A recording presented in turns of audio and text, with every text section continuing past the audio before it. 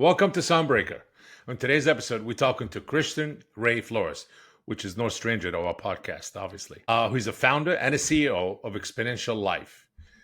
Christian, thank you for joining us again. It's absolutely a pleasure and an honor to have you on Soundbreaker. Thank you for joining us. For our listeners who might not be familiar with you, would you please give us a quick introduction of yourself before we really dive into this interesting and exciting interview? I am a international guy, basically, and very professionally ADHD. So I've sort of changed 5 different careers. I lived in the US now, but I grew up all over the world. And in my first success in professional development was music. So I was sort of an unlikely star, but I basically, after college, graduating college in Russia, right after the fall of the Soviet Union, I embarked on this very unlikely career to succeed. And I was doing very un-Soviet music. I was doing R&B and pop in post-Soviet Russia. And it just happened to be a thing that people wanted. And so I enjoyed about 10 years of basically being one of the top pop stars in that whole area, 15 different countries. Amazing, interesting. So you managed somehow to make a name for yourself in Russia as an R&B artist. So you It was wrote, you R&B. produced, you composed. I wrote my music. I didn't produce it. I had somebody who produced it for me. But I had a lot to do with sort of the shaping of the brand, the sound, the structure of the songs. It was just a signature thing that we developed. And I just happened to be passionate about it because I was an international guy.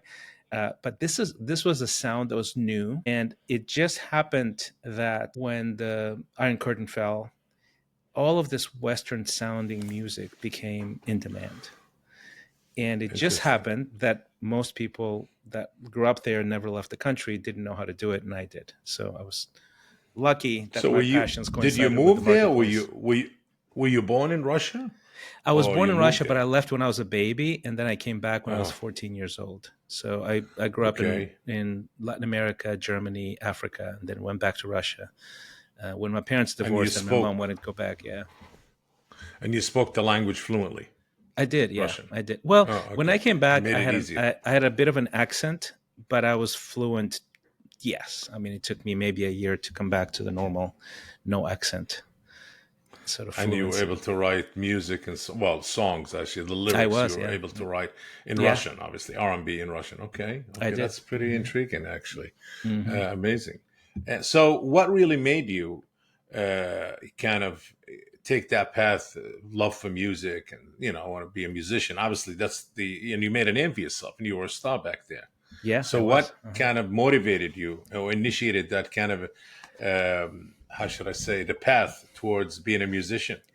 I was I was an economics major. I got a master's degree in economics, and all of my friends were going into finance or trade, and I was just Hmm. bored out of my mind. I just couldn't do it, basically. And I was musical my whole life, and I was a dancer. I was part of the sort of this breaky dancing subculture.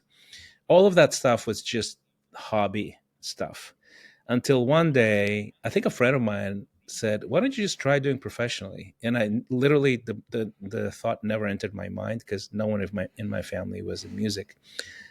And I thought to myself, when I'm bored out of my mind doing this, I'm young. I'll probably fail, but what the heck? I can try, right? And it doesn't hurt. And I just happened to really have this this sense, this almost like this intuition about music. And I think part of it had to do with just growing up overseas and having very, very diverse life experiences, right? So you spend a lot Hmm. of time in Africa. There's these wild rhythms and this, almost like this salad bar of stuff of Latin culture, African culture, European culture, all of that mixed in your life experience. And then you go back. I went back to Russia, and it was very like everybody's sort of the same. Everybody's Russian, basically, So um, Well, you lived in Chile also. You were as a also in refugee. Chile, yeah, So, did that affect kind of yeah, your passion or love for music when you were growing up there as a refugee? yeah. Because I joined this little kids folk band, right, and we would do Latin American classics. Brazilian, Argentine, Chilean, all of those things, right? And so I was taught this whole world of Latin music from an early age, and I had a good voice, so they would ask me to do solos and stuff like that. So I had the Latin American influence, I had the African influence. I, of course, as a teenager, I just got into jazz, R&B, all of those things sort of mixed, right? Which is an to me that was just normal, but then for people, I guess it wasn't, right? So when I attempted to express that into a sound that was a signature sound, all of a sudden it was in high demand. So it was both Wow. hard work, and I was also lucky, I think. Hmm. Well, let's talk about your hit back in 1996 for Mhm. Boris Yeltsin. Our generation became the anthem for Boris Yeltsin campaign Yeah, in yeah, 1996. Let's talk yeah. about that. Yeah. So basically, I was sort of on TV already by 93, end of 93, something like that, right? So I was this young guy, like a new emerging star, I guess. And I was, playing clubs around town. I was sort of the taste of the day, but I wasn't widely known. And then I sort of got a string of hits that hit the radios, and this was pre-internet in Russia. So if you made it to mainstream media, you're basically made it. Like not only the whole country of Russia was listening to you, but 15 countries, all of the former republics, including Ukraine and all of the stans, and like all the Baltic states. So I had a string of hits back to back to back to back from the same album. And the very last song I recorded on that album was this anthem called Our Generation. And it was so bold and so defiant that even I'm sort of a bold and defiant guy, but I was like, oh, maybe this is a little bit too much, and it was basically, the chorus went, "We're our generation, a sign of liberation," things like that, right? And it was basically an anthem of this new era of freedom that we were all in the middle of, which was a massive shift from 75 years, I think, of rule, of Bolshevik rule and censorship and just boring stuff. So it was an anthem to that, to this new future that was emerging. And as a matter of fact, I invited a bunch of emerging artists onto the record. So in that record, you can see 4 or 5 different people just say one liners here and there, because I wanted to represent the generation, not just myself. And that song, I was, I had doubts about it, to be honest with you, because it was just so in your face. And in your face apparently was the thing of the day, right? It was Mm. in high demand. So it just exploded, that particular song. And I had a few songs that were already big, but this one just blew up. It was every club, every TV station, radio station. I started getting magazine covers. I went from small clubs to large clubs to sports arenas. And it was sort of, it felt like we captured the pulse of a generation in one song. Yeah. And I think that's why, because it became ubiquitous, it became everywhere. When the Yeltsin campaign started, seeing that they were trailing in the polls, actually, and the communists were Mm. actually leading in the polls. Hmm. So this was effectively the last time the communists in Russia were very close to getting back into power, which was terrifying to me. I just didn't want that at all. And I guess Boris Yeltsin, I think he used professional American campaign people to run his campaign, which was the first time as well. And so I guess these guys looked at the horizon and said, okay, this is the song. This is the song that captures the pulse. And they just used it in ads and stuff like that. And I went on tour and I was on TV all the time. And it was pretty fun and also scary in hindsight. When you're in your mid 20s, you feel invincible. But actually, it was a dangerous thing to do, because had the communists won, losing my career was probably the best case scenario. It could have been much worse, which we're actually experiencing now with Putin's regime. A lot of the people that are speaking against the war, they're basically shut down from the business. They lose their careers. They're exiled. A bunch of people left the country.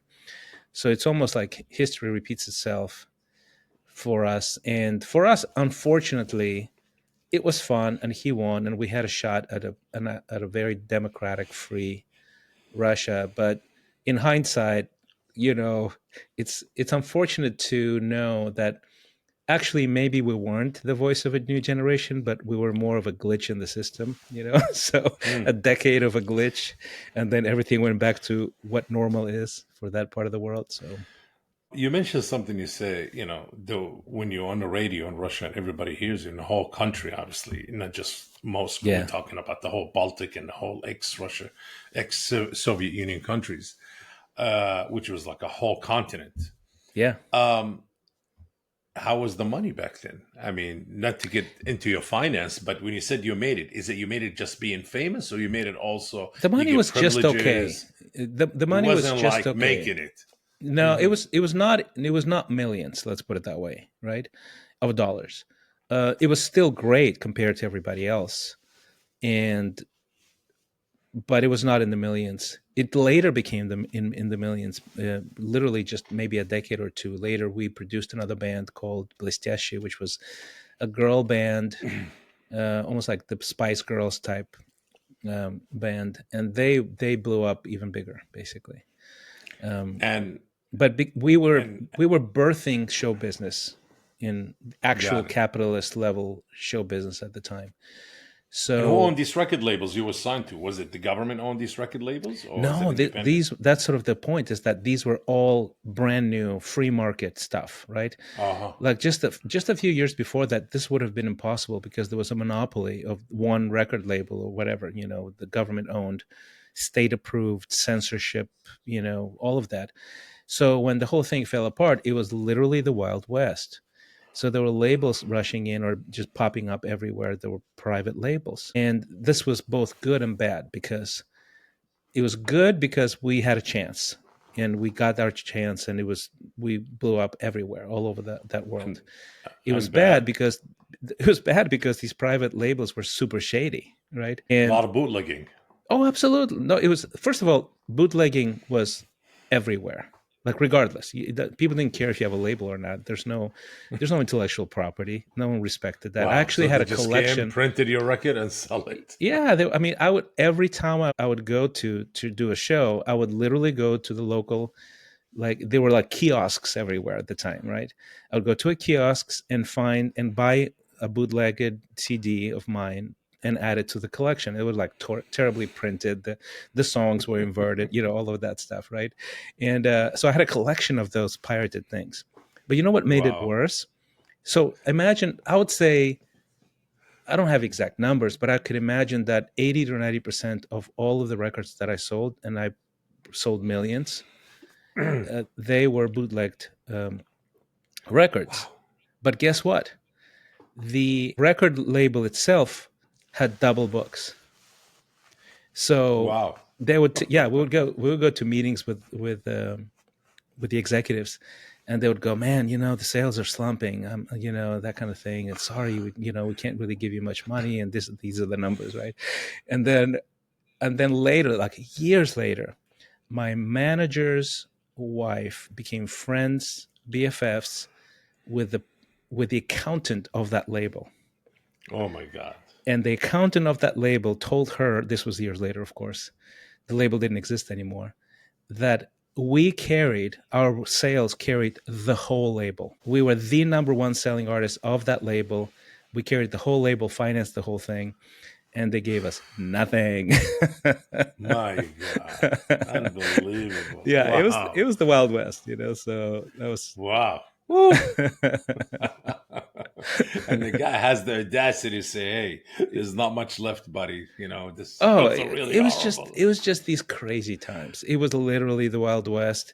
I mean, this is another terrifying story, but true. They had two partners who were the founders of the label. One of them actually had the other one assassinated. Whoa. I'm This telling you, is the this wow. is one of them had the other one assassinated in his office by an assassin. Then eventually figured it out, and the guy who assassinated the first guy went to jail for assassinating it, and the label closed its doors. So, yeah, that's how wild things were back then. Hmm. Yeah. Well, how did you end up starting, Hollywood World in 2007, which So what happened focuses on is, artist development? yeah. So what happened was I slowly phased out of music in Russia because I I can was sort of understand why. uh, I can understand why. I realized that it wasn't making me happy, right? And the reason for that was that You sold millions and you haven't seen a penny. exactly. It'd Well, make I anybody unhappy. exactly. No, but it was more than that. I mean, the money was still good because we did live shows and everything, right? So, uh, but it was this. It was a it was a very niche for me. It was too niche. I had traveled the world my whole life. I speak 4 different languages. I have an economics degree, and here I am, sort of. I'm okay. I'm a big star. It's 15 countries, so it's a big territory. But there's parts of me that were just completely not developed and not satisfied, because I realized that I'm not just a musician who is happy to do music his whole life. I just wasn't that guy. I was actually bored. I was like, really, airplane, hotel, sports arena, club, airplane, train, like that's my life for the next 20 years. And I just realized, you know what? I want to do things in other areas. I want to do things in other countries. I'm bored. And yeah, I can fool myself and just continue doing this, or I can just sort of phase out of it and start exploring new things that fulfill me. Basically, that was sort of the story. So I ended up moving stateside. I married an American. She lived with me for 5 years in Russia. All of my kids, I have 3 daughters that were all born there. Actually, 2 in Russia, 1 in Ukraine. Mm-hmm. And we moved to the States, and I was very much into philanthropy. That was sort of one of my passions.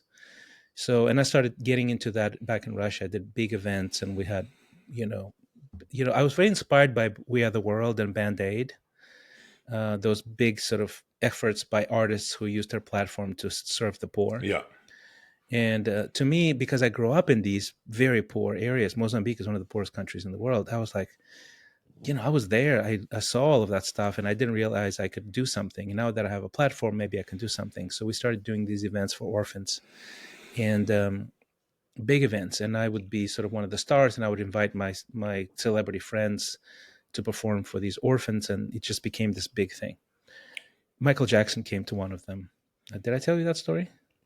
No, no, no, no, you did not. Okay, so We Michael have not Jackson is one touched of. base on that. Okay, Definitely. so Michael Jackson. So let's put a pin on this one, right? He was one of my heroes. I was actually, people called me the Michael Jackson of Russia because I looked a little bit similar. I danced, I sang. And so he was a huge influence on me, huge. So I'm sort of doing really well. We're doing this big events. And I realized that Michael is coming to town. He's doing this stadium show, this gigantic show. And I Yeah. was talking to some of the organizers of this event, and I'm like, you know what? This is a Hail Mary.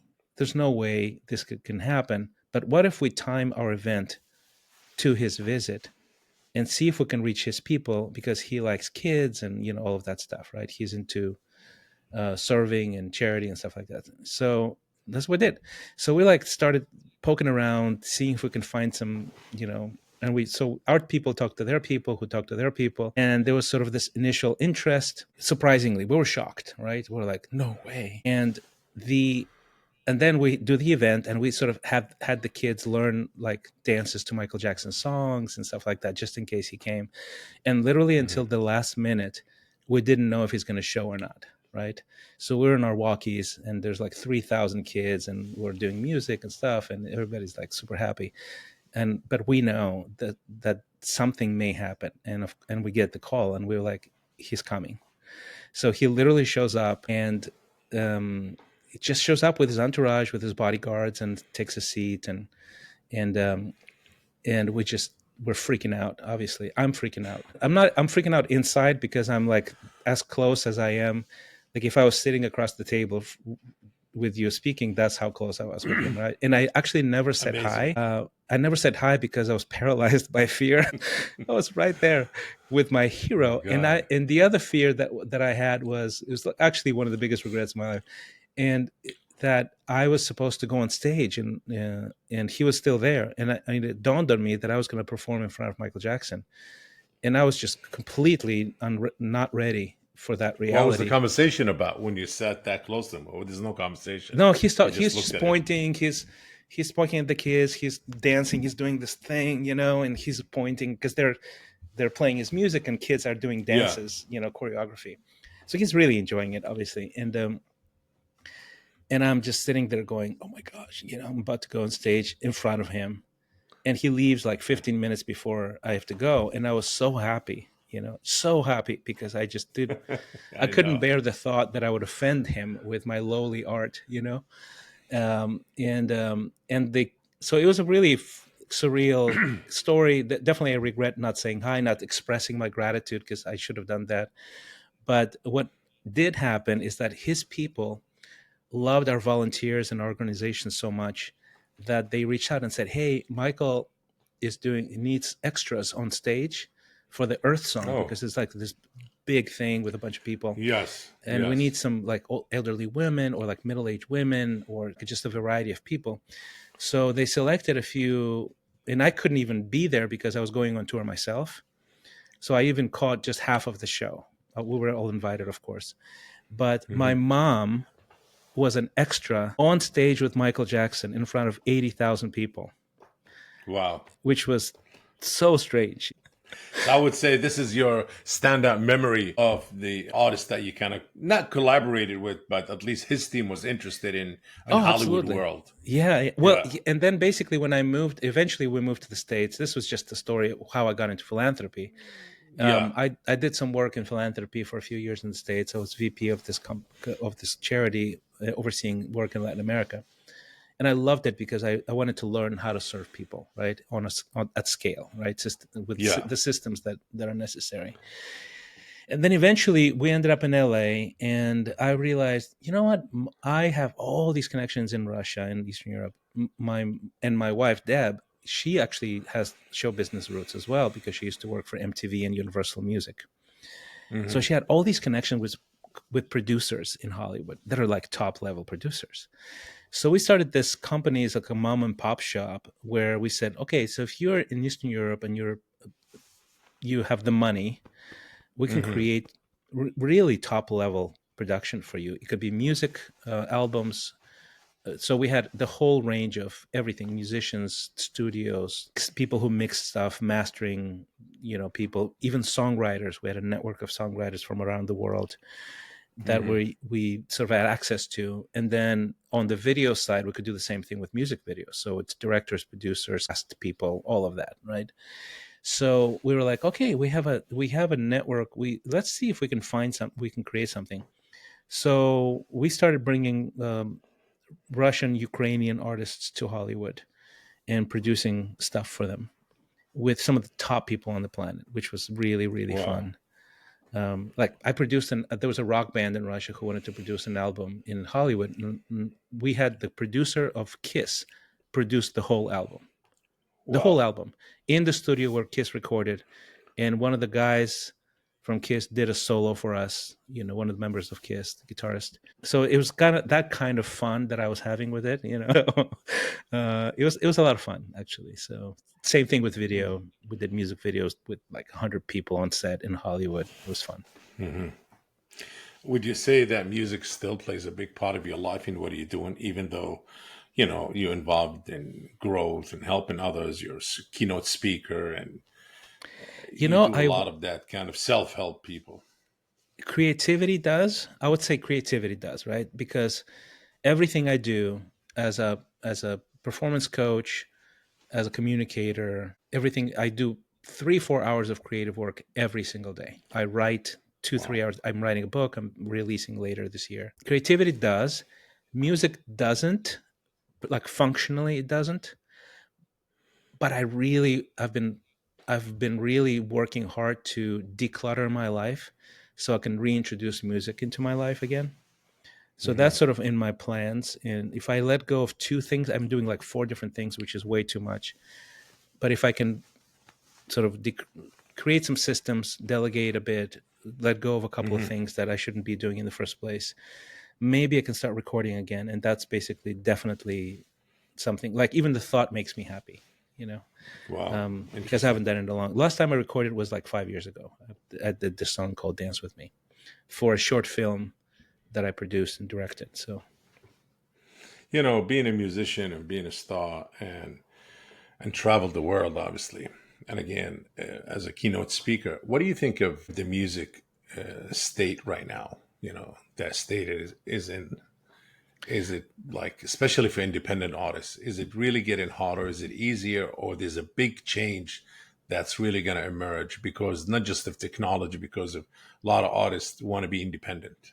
They don't want, they I think can so. Yeah, promote themselves. I think it's the best time in the history of humanity to be an artist. It Really? really is. Yeah, I think so. Because you can literally actually be independent. You can record, produce, you can collaborate with people all over the world.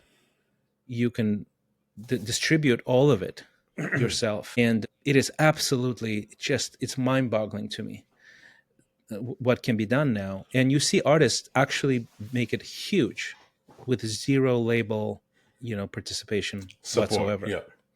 Correct. Now, obviously, the downside of that is there's millions of those people doing the same thing. So how do you stand out? And that's definitely the big caveat, right?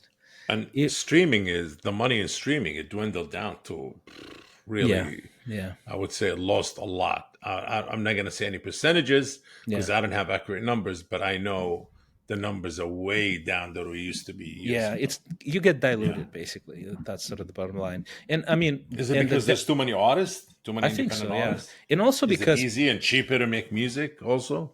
it's easier and cheaper so there's more competition essentially, right? I would say, and I think the stats are, I wish I had the stats with me because I think you would have enjoyed it. I want to say that let's ballpark it, right? I think 90+% of all sales and all revenues all over the world are are funneled to like 15 artists. Butchering the numbers a This is little pretty bit, rough. but the broad strokes are actually correct. So it Wow. becomes this insane monopoly of the Taylor Swifts of this world, right? And the Bruno Marses of this world. There's just the top probably 0.1% gets everything, So um, Wow. that's sort of the statistics that I've seen are fascinating in that sense. But here's the thing: it's not really about the percentage. I think the better way to think it is, it's not about the percentage. It's about you getting 5,000 actual true fans of yours, because now you have access to all of them on the planet. And I think if you figure out a way how to be not just a musician, but an entrepreneur, a marketer, if you figure out a way on how to create content, not just music, to create community, this is the best time there ever was for that kind of thing. So from one side, it's just one point of view, it's become worse, I think, because of the monopoly of the 1%. But at the same time, because the pie is so much bigger now, all you need is a teeny tiny fraction of the pie, and you're actually very successful as an artist, right? Well, you're saying it's the best time. It's easier, cheaper right now for an artist to start emerging. But what about what kind of challenges also a lot of the new artists that's coming in right now to the scene and the industry that really facing?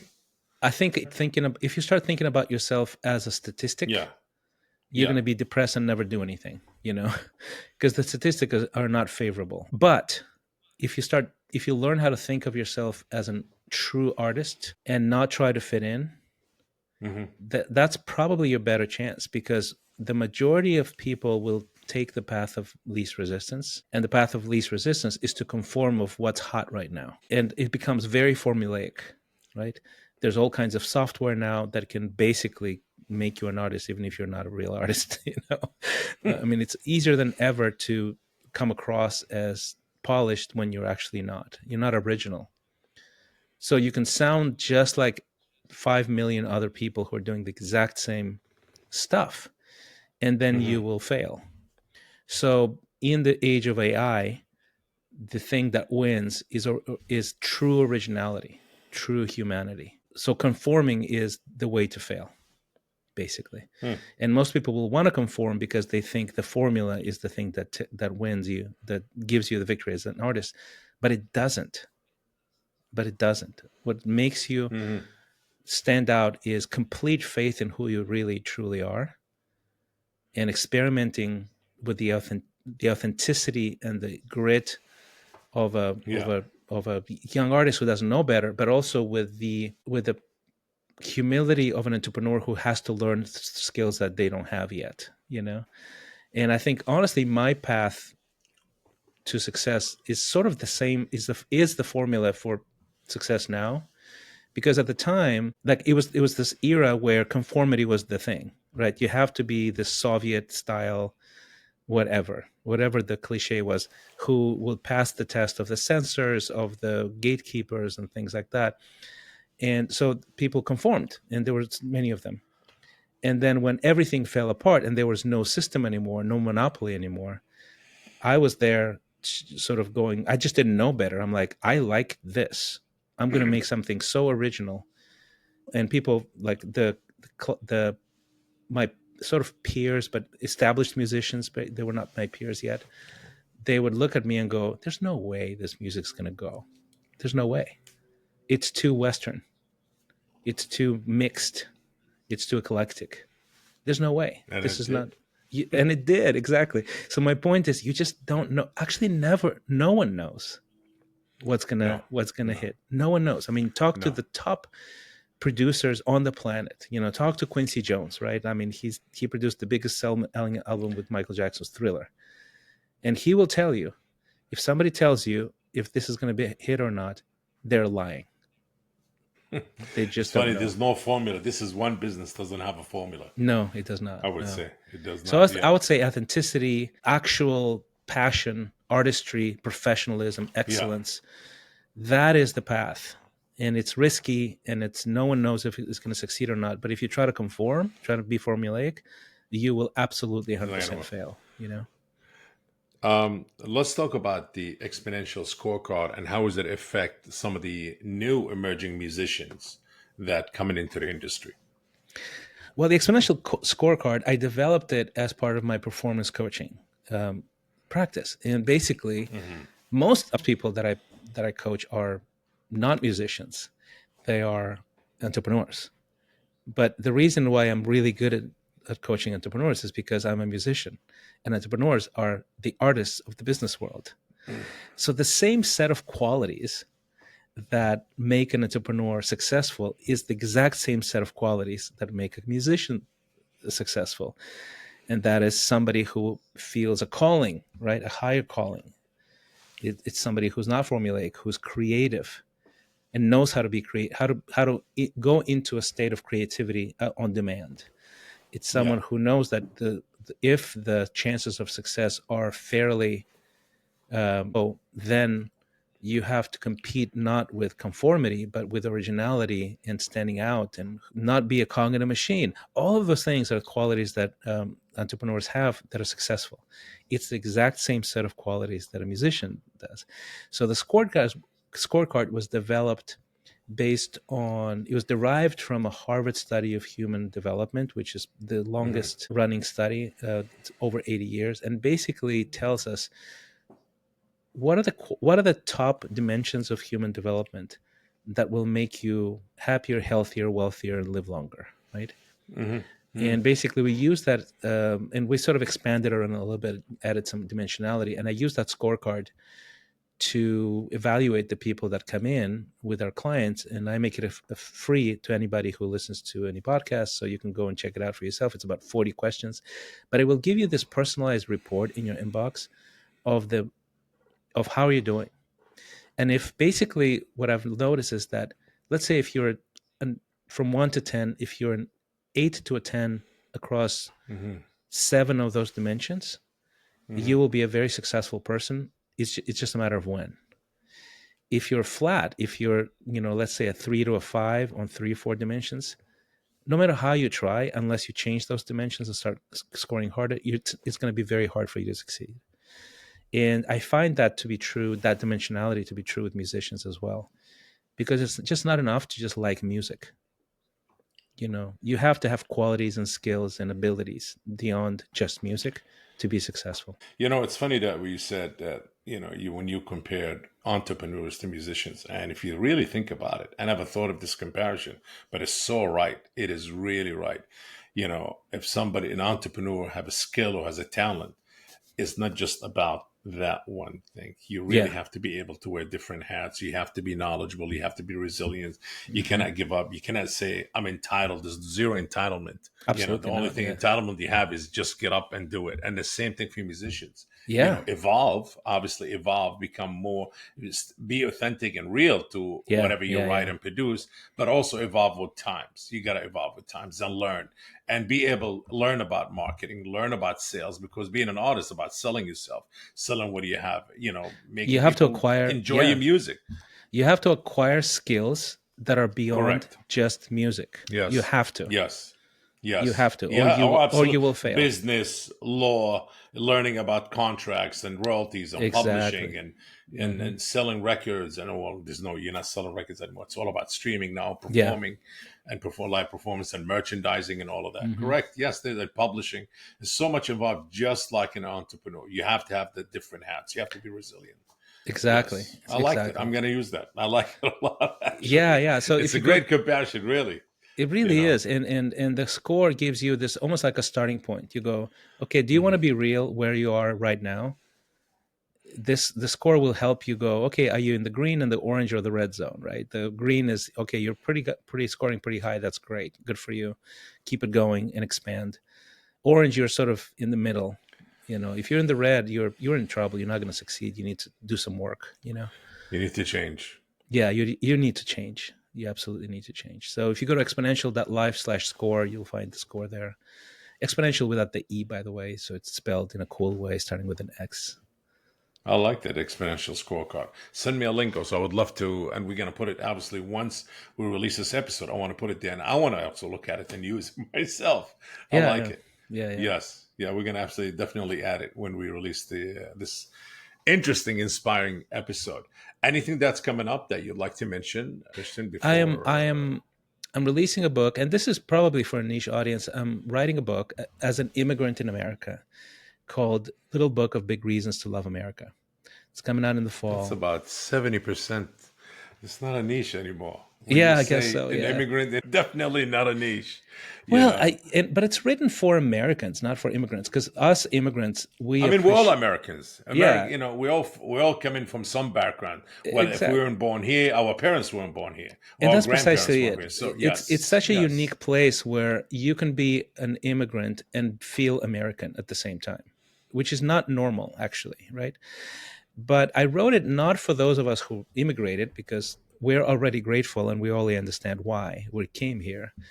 A lot Hmm. of Americans are having sort of this identity crisis and talking trash about their own country, which is, you want to critique it. I think that's a part of being, in a democracy, but you don't want to not love your Put it country. down. You No, you don't want no. to put it down. So I sort of I wrote find it this. very sad. Very It, sad. it really is, and I wrote the book Yes. because of that, because I find it sad. And Yes. the minute the population of a country starts not respecting, not expressing value of their country, that country is going to go down. It's going to decline. So I just don't want that to happen. And I wrote this. It's called Little Book because it's a little book. You can read it in like an hour, like maybe Hmm. 2 hours, 2 to 2.5 hours, depending on how fast of a reader you are. And so that's coming out. And if you want to sort of be in the loop of when it drops, you can just subscribe to my newsletter, and I'll give people the heads up. Hey, this is dropping. You can get it there, and you can get a signed Yeah. copy, things like that. Yeah. So my newsletter is christianrayflores.com, and it has a bunch of subscribers. And I actually publish a lot of content that is basically helpful to people who want to build a new future. That's Hmm. that's the main Amazing. platform. Amazing. It's funny you said that about being disrespectful to the country that you're in, and you can critique, but not disrespect and trash it. It's similar to the old saying, we're all familiar with it: never bite the hand that fed you or feeds you.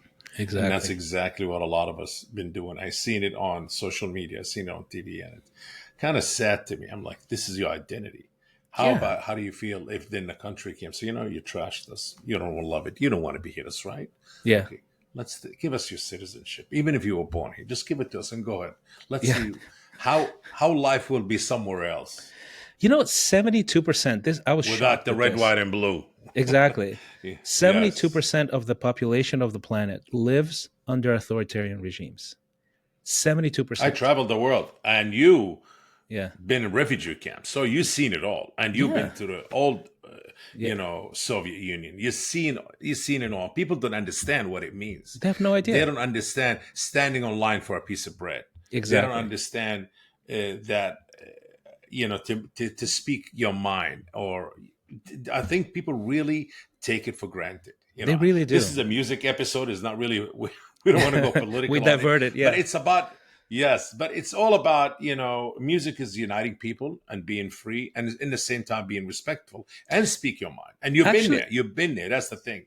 and actually, I have a chapter there about creativity being Yes. a signature dimension of American culture, because creativity does not flourish if it's not free, with no Yes. freedom. So you can find creative people, very successful creative people all over the world, but they don't Correct. flourish because of tyranny, but in spite of it. And the reason, I really believe, the reason why America has such a massive, massive critical mass of just incredible artists, right? That are now influential all over the world. As a matter of fact, many of them imported from all over the world. Now we're re-exporting them as American stars. Yes. Is Correct. because there's a climate of freedom. And in freedom, that's where creativity flourishes.